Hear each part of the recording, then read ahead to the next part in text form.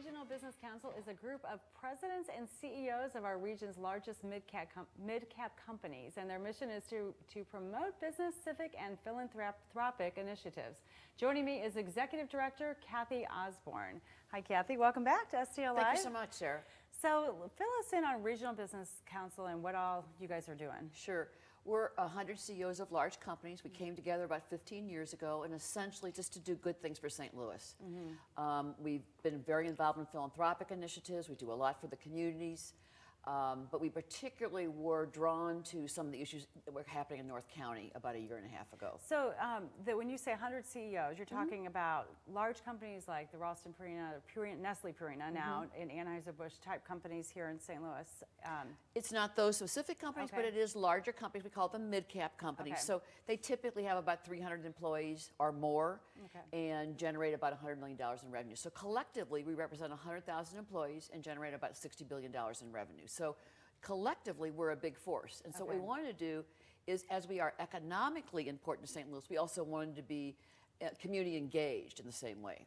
Okay, so so the CEOs get together with you several times throughout the year to direct the funding, and you've got this North County initiative that you were starting to tell us about it. So fill us in on that. Sure.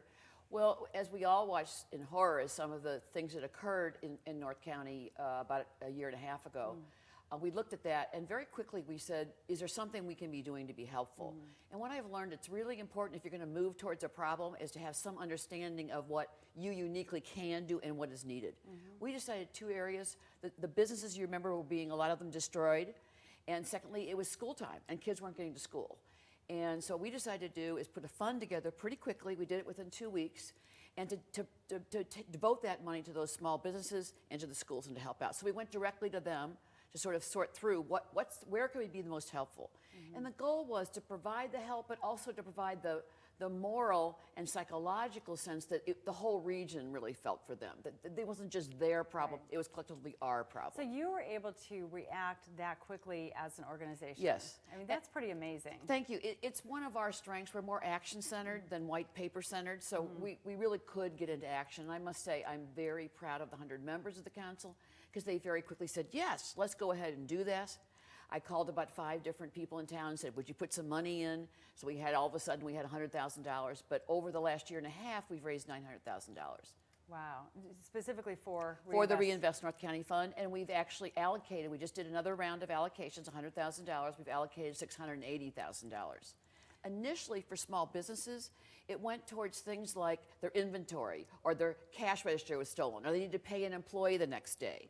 And then now what's happening, we've transitioned less into that kind of direct engagement, more into capacity building. Well, how do you merchandise? What does your streetscape look like? How do you have the right kind of web page and things of that sort? So it's long-term capacity building. And what I'm particularly proud of, we helped 55 businesses, 51 are still in business. And I've got to tell you, these are absolutely fabulous people. Smaller business owners, didn't make a lot of profit, but enough to eke out a living, really committed to the community. So the joy of it for us was to see people who really wanted to serve that community and to see them kind of get back on their feet. So when you all first went into North County, into Ferguson and Jennings and some of these the cities up in the north area, you went in right away with $100,000. Yes. Okay, and then you've been fundraising. That's right. And now these businesses are applying for grants. Is that how that works? Yeah, what I knew on the small business side is initially we'd bring in private dollars, but public dollars would follow, because that's in part all of our taxes go for these kind of crises, and that's what's happened. So since that time, we've partnered with an entity called the St. Louis Economic Partnership. It's the economic development entity for the city and county, and they have access to public dollars. So now what we're doing is we're using our private dollars and leveraging the public dollars to do more impactful things for the business community. Very interesting. All right, we're going to take a quick break, Sure. Kathy, but when we come back, let's talk more about some of those things that are really impacting the businesses and how, and specifically, because I think it's very fascinating, how we can make a little difference, but or a big difference with a little amount of money. Thank you. We'll have much more with the St. Louis Regional Business Council after this. Stay with us.